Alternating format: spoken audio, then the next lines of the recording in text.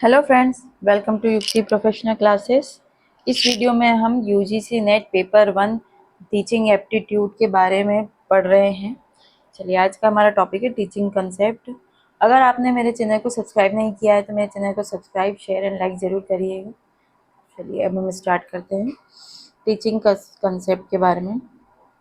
शिक्षाविदों को छात्रों में जिज्ञासा, रचनात्मकता, उद्यमशीलता और नेतृत्व की क्षमताओं का निर्माण करना चाहिए, उनका आदर्श बनना चाहिए। ये स्टेटमेंट किसने दिया है? डॉक्टर एपीजे अब्दुल कलाम जी ने दिया है। तो हमें यहाँ पे जो स्टेटमेंट हम जो देख रहे हैं, अभी हम जो परिभाषाएं देखेंगे वो एज इट इज स्टेटमेंट आपको पेपर्स में देखने को मिल जाती है। तो हम उनके बारे में थोड़ा देख रहे हैं। चलिए, तो यहाँ क्या बोला गया है कि जो एजुकेशन देने वाले जो हैं उनको क्या करना चाहिए? छात्रों में जिज्ञासा हो, जिज्ञासा को बिल्ड करना चाहिए कि वो ऐसा कुछ करें कि जिससे उनमें जिज्ञासा, रचनात्मकता है, उद्यमशीलता है, नैतिक नेतृत्व की क्षमताओं का निर्माण करना चाहिए। ये किसकी ड्यूटी बताई गई है? शिक्षाविदों की ड्यूटी बताई गई है कि वो ऐसा मतलब उनकी क्षमताओं का निर्माण करें, ऐसा कुछ करें जिससे ये सब क्षमताओं का उनमें निर्माण हो, और उनका आदर्श बनना चाहिए। और उनके लिए ना वो रोल मॉडल बने। वो खुद ऐसी चीज अगर फॉलो करेंगे तो वो सामने वाला के हिसाब भी जब देख के सीखेगा तो वो रोल मॉडल बनेगा उसका। चलिए, नेक्स्ट है, प्रभावी शिक्षण का मुख्य उद्देश्य सीखना है। तो मेन ऑब्जेक्टिव क्या है सीखने का? सिर्फ टीचिंग का सिर्फ सीखना है।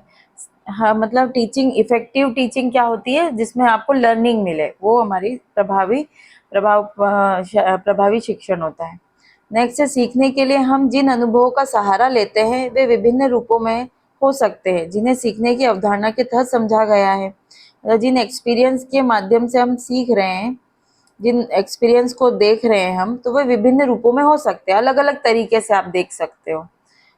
सीखने की अवधारणा के तहत समझा गया है, मतलब सीखने के लिए कोई एक पर्टिकुलर मेथड नहीं है, अलग अलग माध्यम से, अलग अलग एक्सपीरियंस के माध्यम से आप सीख सकते हैं। ये शब्द शिक्षक होने के पूरे विचार को प्रतिबिंबित करते हैं। किसी राष्ट्र की प्रगति, समृद्धि उसके मानव संसाधनों के विकास पर निर्भर करती है। इस उद्देश्य के लिए हमें अत्यधिक सक्षम शिक्षकों की आवश्यकता है। तो शिक्षक मतलब क्या है? ये एक ऐसा विचार है जिसमें मतलब हमें पूरी तरह शिक्षक ऐसा होना चाहिए कि जो शिक्षार्थी, जो सीखने वाला है, उसको मतलब उसका विकास हो सके, पूर्ण रूप से विकास हो सके, इस चीज को, इस विचार को प्रतिबिंबित करता हो। और किसी भी राष्ट्र में क्या है? मानव संसाधन ही सबसे, अगर उनका विकास होता है, मानव का विकास होता है, तो अल्टीमेटली हमारे देश का विकास होता है। तो राष्ट्र के लिए सबसे ज्यादा प्रगति और समृद्धि के लिए क्या चाहिए? मानव संसाधनों का विकास पे निर्भर करता है। तो उनके विकास के लिए, क्योंकि बचपन से जो सीखते आ रहे हैं, जो हम स्कूल में सीख रहे हैं, आसपास से सीख रहे हैं, तो सबसे ज्यादा मेन माध्यम तो हमारा शिक्षण का स्कूल और कॉलेज से है। तो वहाँ शिक्षक हमें ऐसे चाहिए जो सक्षम हो, जो व्यक्ति को उसके गुणों को विकास करने में सक्षम हो, ऐसा शिक्षक चाहिए हमें। नेक्स्ट है, शिक्षण योग्यता उन उम्मीदवारों का मूल्यांकन करने के बारे में है जो अपने ज्ञान और कौशल के आधार पर, उम्मीदवार मतलब जो पढ़ने वाले हैं, कैंडिडेट, शिक्षार्थी, उनका मूल्यांकन के बारे में बोल रहा है, जो अपने ज्ञान कौशल के आधार पर शिक्षण पेशे में प्रवेश करना चाहते हैं। यह सफल शिक्षक बनने के लिए आवश्यक बुनियादी गुणों को संदर्भित करता है। इसमें योग्यता, बुद्धिमत्ता, दृष्टिकोण और कई अन्य गुण शामिल हैं जिनकी अपेक्षा एक सफल शिक्षक बनने वाले व्यक्ति से की जाती है। चलिए, नेक्स्ट है, शिक्षण को निम्नलिखित तरीकों से परिभाषित किया जा सकता है। पहला है, शिक्षण सीखने की प्रक्रिया का उद्देश्यपूर्ण निर्देशन व प्रबंधन है। तो ये क्या है? पर्पसफुल, जिसका एक उद्देश्य है, डायरेक्शन और मैनेजमेंट ऑफ द लर्निंग, जिसका एक उद्देश्यपूर्ण निर्देशन और प्रबंधन को कहा जाता है शिक्षा। शिक्षण सीखने की प्रक्रिया है, तो जिसका उद्देश्य क्या होगा? जो एक उद्देश्यपूर्ण निर्देशन है, डायरेक्शन है और मैनेजमेंट है। दूसरा है, शिक्षण छात्रों को शिक्षकों द्वारा प्रदान किए गए अनुभवों में संलग्न होने के माध्यम से अपेक्षाकृत स्थायी परिवर्तन उत्पन्न करने के अवसर प्रदान करने की प्रक्रिया है। देखो, लर्निंग में क्या है? शिक्षक जो जैसा सिखाएगा बच्चा वैसा सीखेगा। तो ये एक शिक्षण जो है, शिक्षा जो है एक सिखाने की प्रक्रिया है जिसमें अलग अलग तरीकों से, अलग अलग माध्यमों से सिखाया जाता है, एक्सपीरियंस शेयर किया जाता है, अलग अलग तरीके से किया जाता है। तो यहाँ शिक्षण छात्रों को शिक्षकों द्वारा जो जो पढ़ाया जा रहा है, जो उनको ज्ञान दिया जा रहा है, वो छात्रों को शिक्षकों द्वारा उनके अनुभव, जो उनके एक्सपीरियंस है, जो उन्होंने सीखा है, वो उसके आधार पर सिखा रहे हैं वो। और स्थायी परिवर्तन उत्पन्न करने के अवसर प्रदान, मतलब जैसा जैसा सिखाएंगे, स्थायी परिवर्तन, शिक्षा के माध्यम से एक स्थायी परिवर्तन होता है। तो ये एक स्थायी परिवर्तन उत्पन्न करने का अवसर प्रदान करता है, करने की प्रक्रिया है। थर्ड है शिक्षण ज्ञान, अनुभव और वैज्ञानिक सिद्धांतों का कुशलता पूर्वक अनुप्रयोग है, जिसका उद्देश्य सीखने में सहायक वातावरण स्थापित करना है। शिक्षण में यही ज्ञान है, एक्सपीरियंस है, सिद्धांत है, इन इन चीज़ों को इस तरीके से उपयोग करना है जिससे कि उसका लर्निंग हो सके, उसका लर्निंग के लिए एक एटमॉस्फेयर क्रिएट हो सके। चौथा है शिक्षण एक योजनाबद्ध गतिविधि है। हाँ, ये पहले से प्री प्लान रहता है कि क्या क्या पढ़ाना है, कैसे पढ़ाना है, पूरी हमारी एक्टिविटी, मतलब पूरा एक करिकुलम सिलेबस डिसाइड होता है। और प्रभावी शिक्षण निम्नलिखित कारकों पर निर्भर करता है। पहला है ए, कितनी स्पष्टता, छात्र कितनी स्पष्टता से समझते हैं कि उनसे क्या सीखने की अपेक्षा की जाती है।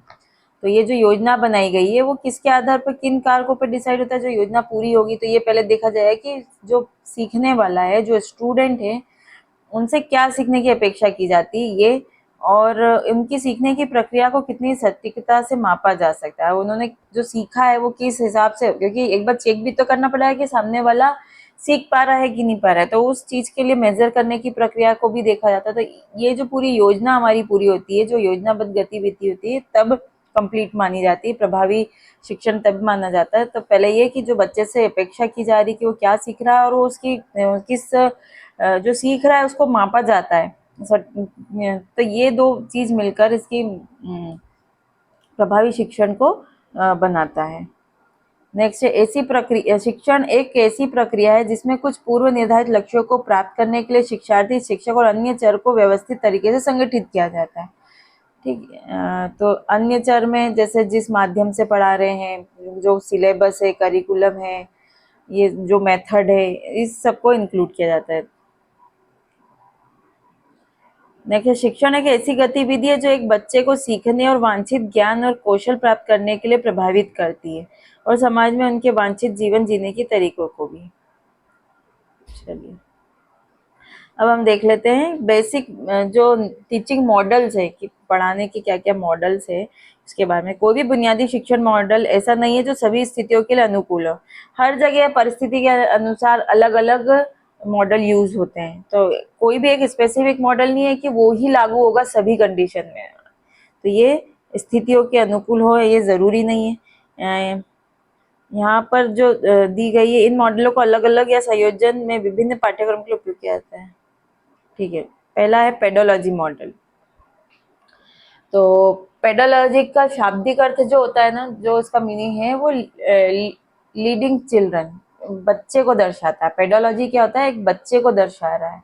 यहाँ पे क्या होता है कि जो टीचर है वो उन्हें सिखा रहा है। यहाँ पे पूरा का पूरा टीचर जैसा जैसा जो बोल रहा है वो वैसा का वैसा रटने के माध्यम से वही की वही चीजें उनको रटाई जा रही है। तो यहाँ पे पूरा फुल फोकस कौन, टीचर पढ़ाएगा। ये शिक्षक केंद्रित मॉडल होता है।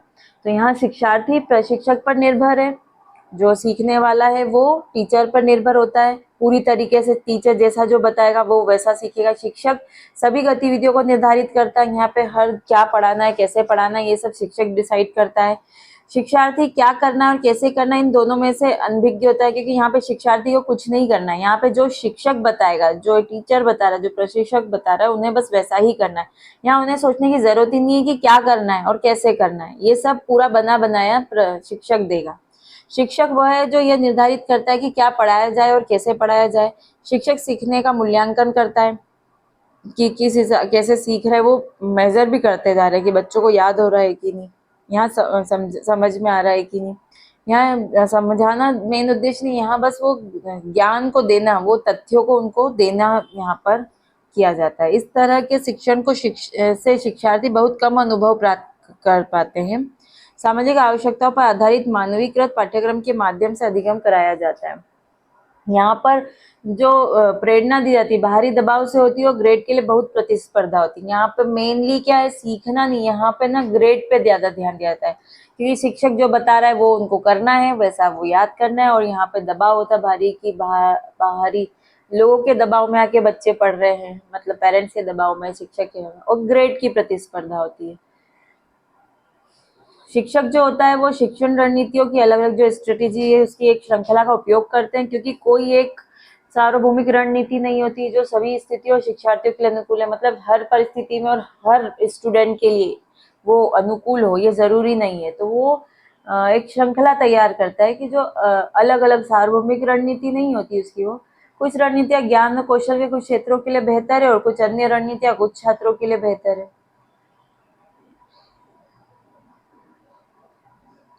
और इसमें जो शिक्षकों की भूमिका क्या होती है कि वो शिक्षार्थियों को संलग्न कर सके, विभिन्न प्रकार से अलग अलग रणनीतियां पेश करेगा और उसको बस अपने साथ संलग्न कर सके, ये इसका उद्देश्य होता है। ठीक है। तो ये प्रशिक्षक केंद्रित, यहाँ पे मतलब टीचर केंद्रित होता है, ये टीचर इंस्ट्रक्टर सेंटर्ड होता है। इस दृष्टिकोण में प्रशिक्षक सामग्री और सीखने की गति को नियंत्रित करता है। तो यहाँ पे प्रशिक्षक खुद बता रहा है क्या क्या चीजें सब लेके आ रहा है, और सीखने की गति को नियंत्रित वही कर रहा है जिस हिसाब से वो पढ़ा रहा है, कितना पढ़ाना है, कैसे क्या पढ़ाना है, वो सब शिक्षक के हाथ में है। इसका उद्देश्य नए ज्ञान का अधिग्रहण और स्मरण करना या नए कौशल सीखना, बस नए नए तथ्य उसको बताए जा रहे हैं, याद कराना, मेमोराइज कराया जाता है, स्मरण कराया जाता है, नॉलेज दिया गया है, फैक्ट दिया गया है, नई स्किल्स बताई गई है, बस उनको वो ग्रहण करना है। यहाँ पे निर्भरता आधारित सीखना, शिक्षार्थी जो होते हैं, मतलब जो लर्नर्स इंस्ट्रक्टर होते हैं, लर्नर्स जो होते हैं, सभी सीखने के लिए प्रशिक्षक पर जो भी है वो सब पूरा डिपेंड होता है ट्रेनर्स पे। शिक्षक क्या सिखा रहा है उन पे पूरा वो डिपेंड होते हैं, मतलब खुद से कुछ नहीं करते हैं, जो शिक्षक बता रहे हैं उसी पे ही होता है। शिक्षक ये पूर्ण जिम्मेदारी लेता है कि क्या सिखाया जाए और कैसे सिखाया जाता है। यहाँ पे पूरी रोल टीचर्स का ही होता है, इंस्ट्रक्टर का ही होता है। फिर शिक्षक छात्रों को सीखने की प्रक्रियाओं का मूल्यांकन करता है। कला विज्ञान के रूप में शिक्षण, तो शिक्षा शास्त्र शिक्षण और सीखने के दृष्टिकोण, सामग्री की डिलीवरी और परिणाम निर्धारित करता है। चलिए नेक्स्ट है, अब पेडोलॉजी तो हमने पढ़ा कि इसमें पूरा का पूरा शिक्षक पे डिपेंड होता है और बच्चा पढ़ रहा है, बच्चा डिपेंडेंट होता है, निर्भर होता है। अब पेडोलॉजी से हम एंड्रोलॉजी पे जाते हैं, जहां पर खुद बच्चे के पास फैक्ट तो आ गए हैं, अब वो खुद उसको समझने की भी कोशिश करता है, मतलब टीचर्स के सपोर्ट से उस फैक्ट को यहाँ पर टीचर और एक्सप्लेन करता है, उसके पास जो ज्ञान है ऑलरेडी उसमें और एक्सप्लोर किया जाता है। तो teacher centre to learner centre, तो यहाँ पर जो पहला जो हमने पेडोलॉजी पढ़ा था जहाँ पे शिक्षक केंद्रित था, वहां से शिक्षार्थी केंद्रित बनता है। एंड्रोलॉजी में शिक्षक का निर्देशन और निर्णय से शिक्षार्थी की स्वायत्तता, यहाँ पे टीचर डायरेक्शन देगा, डिसीजन देगा, और लर्नर उस हिसाब से वो अपना खुद से फिर सीखेगा। फिर है निश्चित डिजाइन से लचीली प्रक्रियाएं, fix design to flexible process ना, क्योंकि देखो जब टीचर सेंटर्ड था, पेडोलॉजी में टीचर सेंटर था, तो यहाँ एक निश्चित डिजाइन है, एक बता दिया ऐसे करना है वैसे करना है। अब ये जब वो एंड्रोलॉजी के केस में जाता है, मतलब जब शुरुआत की जो पढ़ाई होती है उसमें तो रट्टा ही करते हैं, स्मरण ही कराया जाता है, लर्निंग ही कराया जाता है, मेमोराइज कराया जाता है, बार बार याद कराया जाता है, रटवाया जाता है। ठीक है, उसके बाद की जो आती है प्रोसेस, उसमें जो रटा रटाया है उसको और समझाने की कोशिश की जाती है। तो यहाँ पे इंस्ट्रक्शन किसके होते हैं, टीचर्स के इंस्ट्रक्शन होते हैं, मार्गदर्शन से, शिक्षक की सुविधा समर्थन प्रोत्साहन से ही वहां पे वो सीखता है। ये फिर पहले तो निष्क्रिय एक्टिविटी होती है, क्योंकि वहां पे स्टूडेंट को कुछ नहीं करना होता, सारा काम किसको करना होता है, पार्टिसिपेट, सारा काम टीचर करता है। लेकिन जब एंड्रोलॉजी में आते हैं तो वहां पर उनकी जो निष्क्रिय, जो उनकी पैसिव एक्टिविटी थी, वो उसमें एक्टिव में हो जाएगा। यहाँ पे पार्टिसिपेट किसको करना पड़ेगा, स्टूडेंट को करना होगा एंड्रोलॉजी में। कक्षा में सीखने से सामाजिक संदर्भ में सीखना, क्लासरूम लर्निंग, मतलब सिर्फ क्लासरूम में ही जो पढ़ाया जाता है, उसके अलावा अब सोशल कंटेक्स्ट में भी लर्निंग दी जाती है। कक्षा की 4 दीवारों के भीतर सीखने से विस्तृत सामाजिक संदर्भ में सीखना, मतलब सिर्फ पहले तो रटाया जो जा रहा था, सिर्फ 4 दीवारी में आपको वो फैक्ट्स बताए जा रहे हैं, क्या है क्या नहीं है, उनको रटा रहा है। जैसे एबीसीडी को क्या समझा जाएगा, बस ए बताया है, A for apple, B for, इसको तो रटना ही पड़ेगा बच्चों को। तो यहाँ तो ये 4 दीवारी में उन्होंने सीखा। अब जो आएगा उसमें जो उन्होंने रटा है, उनसे मिलकर जो शब्द बने, जो थ्योरी बनी, जो भी बनी है, उसको वो एक्सप्लोर कर रहे हैं, टीचर समझा रहा है। तो यहाँ पर बच्चा समझ रहा है। तो यहाँ 4 दीवार से मतलब अब ग्रुप में जाएगा, बाहर जाके वो पढ़ समझ रहा है, बाहर की परिस्थितियों को देखते हुए वो समझेगा। अब फिक्स्ड नॉलेज से ये इवॉल्विंग नॉलेज होता है। पहले तो इस फिक्स्ड है, इतना इतना ये करना है। अब इसमें विकास होता है, इस नॉलेज को और बढ़ाया जाता है। ज्ञान दिया गया और स्थिर से ज्ञान जैसा कि यह विकसित होता है और निर्मित होता है। फिर अनुशासनात्मक से बहुविषयक ध्यान दिया जाता है, मतलब डिसिप्लिनरी फोकस से सिर्फ पहले अनुशासन पे ज्यादा ध्यान दिया जाता है, फिर मल्टी डिसिप्लिनरी एजुकेशनल फोकस, अलग अलग फोकस पे जाया जाता है। संक्षिप्त मूल्यांकन से निरंतर मूल्यांकन, मूल्यांकन संक्षिप्त और कुछ से मूल्यांकन विविध और निरंतर। अब अभी हमने पेडोलॉजी पढ़ा था, पेडोलॉजी से जब एंड्रोलॉजी में जा रहे हैं तो ये चीजें चेंज हो रही है। ये हमने अभी जो ऊपर के जो पॉइंट्स पढ़े उसमें ये बताया कि पेडोलॉजी में ये फिक्स था, लेकिन जब उसको एंड्रोलॉजी में जा रहे हैं तो यहाँ ये चीजें चेंजेस में आ रही है। इस बारे पे फोकस किया गया था। ठीक है, अब एंड्रोलॉजी क्या है, वो मॉडल क्या है, अब हम उसके बारे में देख रहे हैं। तो एंड्रोलॉजी क्या है, तो एंड्रोलॉजी का शाब्दिक अर्थ है यहाँ पे लीडिंग मैन। पेडोलॉजी में चिल्ड्रन था, इसमें मेन को लीडिंग करता है, शाब्दिक अर्थ इसका है। एंड मतलब आदमी होता है और एगोज मतलब नेता होता है। तो यहाँ पर वयस्क शिक्षार्थी, वहां तो अभी माइनर थे, मतलब वयस्क नहीं थे, यहाँ वयस्क शिक्षार्थी सीखने का एक सिद्धांत है। वयस्क बच्चों की तुलना में अलग अलग तरीके से सीखते हैं। अब यहाँ पे क्या, जो एडल्ट हो गए, बच्चा जो एडल्ट हो गया है वो अलग अलग तरीके से सीख रहा है। जैसे आत्मनिर्देशित, आंतरिक रूप से प्रेरित तो सीखने के लिए तैयार होते हैं। सीखने के लिए शिक्षार्थी स्वयं जिम्मेदार है। यहाँ पे आप खुद जो सीखने वाला है कितना क्या ग्रास्प कर रहा है, कैसे कर रहा है, उसको बता दिया है, उसको उस हिसाब से पढ़ना है, वो कितना क्या कर रहा है वो खुद रिस्पॉन्सिबल है। और शिक्षार्थी इसमें अपना स्व मूल्यांकन करता है।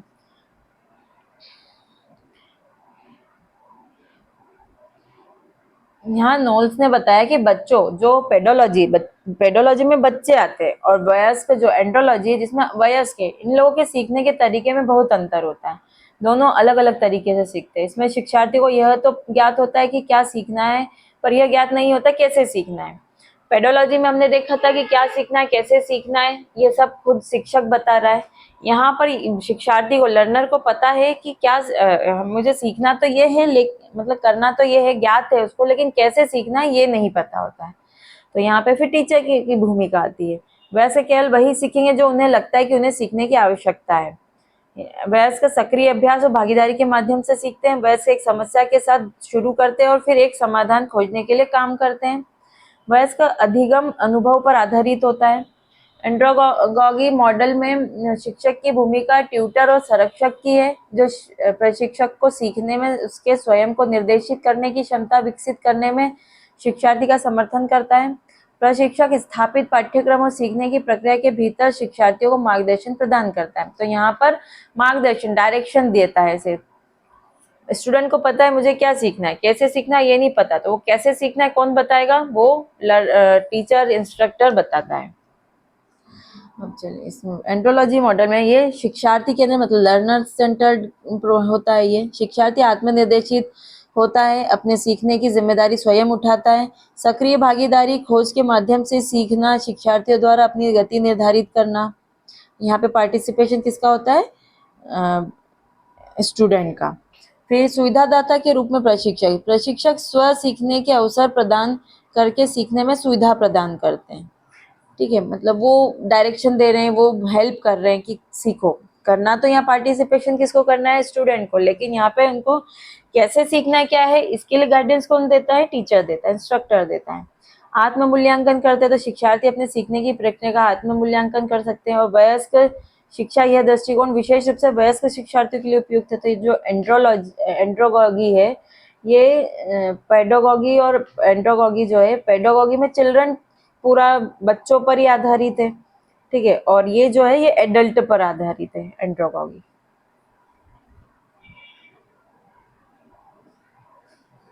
अब थर्ड है हुटागोगी।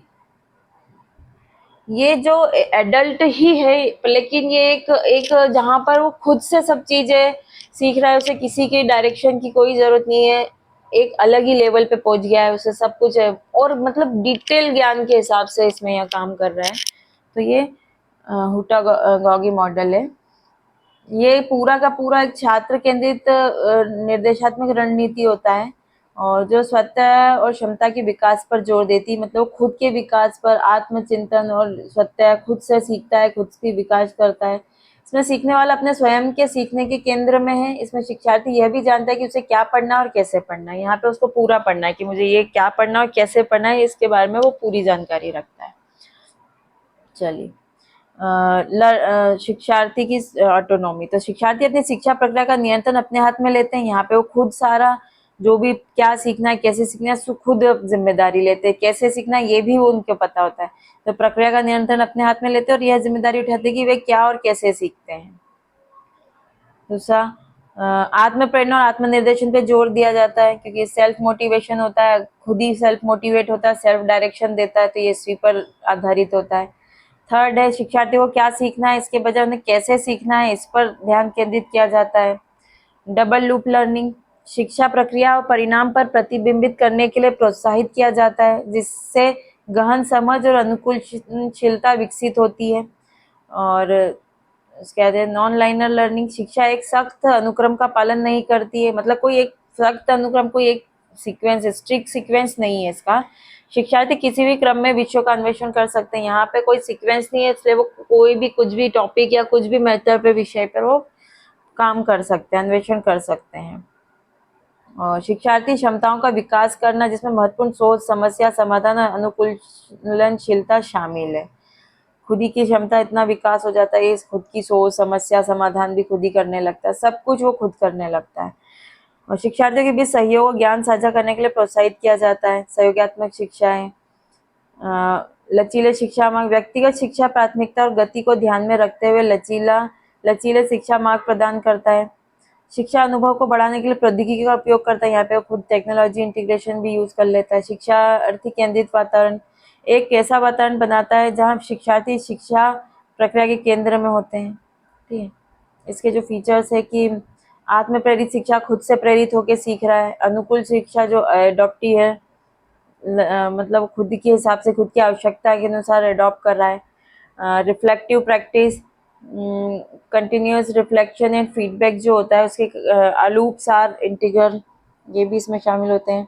और लर्निंग थ्रू कोलैबोरेशन और सोशल इंटरेक्शन, समाज में जाकर, मतलब आपसी बीच लोगों के बीच रह के सीखना, सहयोग के माध्यम से सीखना इसमें आता है। और इसमें टेक्नोलॉजी का भी उपयोग किया जाता है। अब इन सब में क्या क्या अंतर है देख लेते हैं। पेडोलॉजी जो है ये शिक्षक केंद्रित मॉडल होता है। शिक्षक शिक्षा प्रक्रिया का निर्देशन करता है, सारे डायरेक्शन कौन कर रहा है, टीचर करना है। ये बच्चों पे लागू होता है, इसमें बच्चों को नहीं पता होता है कि क्या करना और कैसे सीखना, ये सब का सब कौन करता है, शिक्षक करता है। एंड्रोगोजी जो है शिक्षार्थी केंद्रित होता है, यहाँ शिक्षा जो लर्नर है वो खुद सीखता है। लेकिन ये हुटागोजी में तो खुद भी शिक्षार्थी केंद्रित है, लेकिन यहाँ पर बिल्कुल हेल्प नहीं है।